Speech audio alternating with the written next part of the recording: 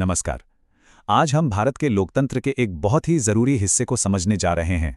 एक ऐसा स्तंभ जो हमारे अधिकारों की हिफाजत करता है, उच्च न्यायालय यानी हाई कोर्ट्स। चलिए आगे बढ़ने से पहले एक सवाल पर सोचते हैं। किसी भी राज्य में न्याय का सबसे बड़ा रखवाला कौन होता है?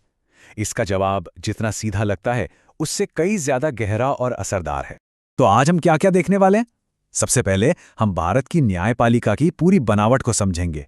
फिर हम सीधा हाई कोर्ट्स पर फोकस करेंगे, उनकी संरचना और इतिहास को जानेंगे। इसके बाद ये देखेंगे कि उनके पास क्या क्या शक्तियां हैं, और आखिर में ये समझेंगे कि पूरे न्यायिक सिस्टम में उनकी जगह क्या है। तो चलिए शुरू करते हैं। देखिए, हाई कोर्ट को ठीक से समझने के लिए पहले उस पूरे न्यायिक ढांचे को समझना जरूरी है, जिसका वो एक अहम हिस्सा है। भारत की न्यायपालिका को समझने का सबसे अच्छा तरीका है उसे एक पिरामिड की तरह सोचना।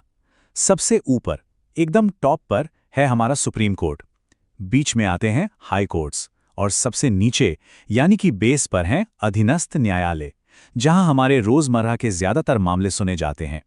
अब ये जो बंटवारा है ये बहुत जरूरी है। सुप्रीम कोर्ट और हाई कोर्ट, इन्हें मिलाकर हायर जुडिशरी कहा जाता है। इनका काम है संविधान की व्याख्या करना। वहीं जो लोअर या सबऑर्डिनेट जुडिशरी है वो हमारे रोजमर्रा के ज्यादातर कानूनी मामलों से निपटती है, जैसे कि जमीन के झगड़े या छोटे मोटे अपराध। तो अब जब हमने पूरा ढांचा देख लिया है, तो चलिए अब उस बीच वाले लेवल पे जूम इन करते हैं, यानी कि सीधे हाई कोर्ट्स पर। आपको पता है, पूरे भारत में कुल 25 हाई कोर्ट्स हैं। वैसे तो हर राज्य का अपना एक हाई कोर्ट होना चाहिए, पर कुछ हाई कोर्ट्स ऐसे भी हैं जो एक से ज्यादा राज्यों या केंद्र शासित प्रदेशों के लिए काम करते हैं। ये अपने अपने इलाके में न्याय के सबसे बड़े प्रहारी हैं। वैसे हाई कोर्ट्स का इतिहास काफी लंबा और दिलचस्प है। इसकी शुरुआत होती है 1862 में, ब्रिटिश राज के दौरान, जब कलकत्ता, बॉम्बे और मद्रास में पहले हाई कोर्ट्स बने। फिर 1950 में जब हमारा संविधान आया तो इन कोर्ट्स की ताकत और आज़ादी को और भी मजबूत किया गया। और हाल ही में 2019 में आंध्र प्रदेश में सबसे नया हाईकोर्ट बना, जो दिखाता है कि हमारी न्यायिक जरूरतें कैसे बढ़ रही हैं।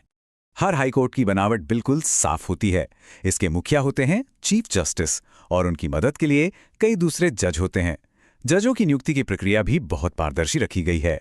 राष्ट्रपति भारत के चीफ जस्टिस और उस राज्य के गवर्नर से सलाह मशवरा करने के बाद ही नियुक्ति करते हैं, ताकि निष्पक्षता बनी रहे।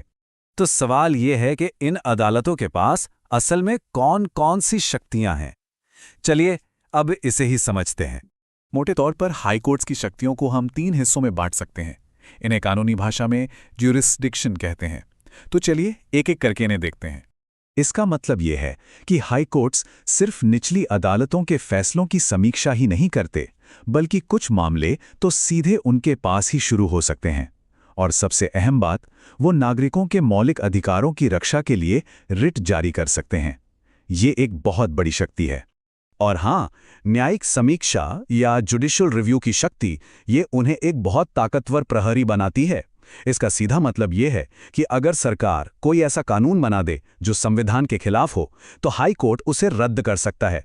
इसी से हमारे अधिकारों की रक्षा होती है।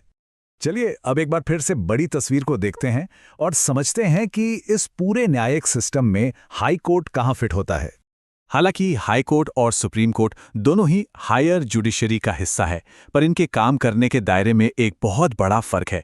हाई कोर्ट का अधिकार क्षेत्र एक राज्य या कुछ राज्यों के समूह तक ही होता है। वहीं दूसरी तरफ सुप्रीम कोर्ट, वो तो पूरे देश के लिए अपील की आखिरी अदालत है। तो कुल मिलाकर एक आम नागरिक के लिए हाई कोर्ट ही सबसे आसानी से पहुंचने वाली संवैधानिक अदालत है। ये राज्य के अंदर उनके अधिकारों के सबसे पहले और सबसे बड़े रक्षक के तौर पर काम करता है।